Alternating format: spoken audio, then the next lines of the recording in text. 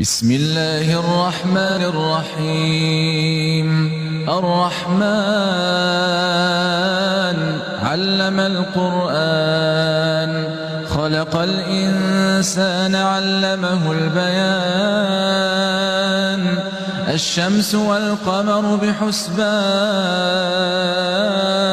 والنجم والشجر يسجدان.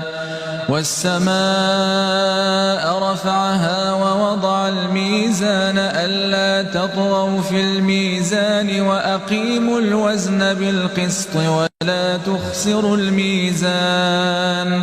والأرض وضعها للأنام فيها فاكهة والنخل ذات الأكمام والحب ذو العصف والريحان.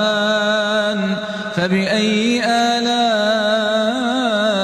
ربكما تكذبان؟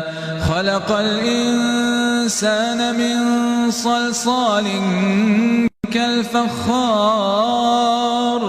وخلق الجان من مارج من نار. فبأي آلاء ربكما تكذبان؟ رب المشرقين ورب المغربين. فبأي آلاء ربكما تكذبان؟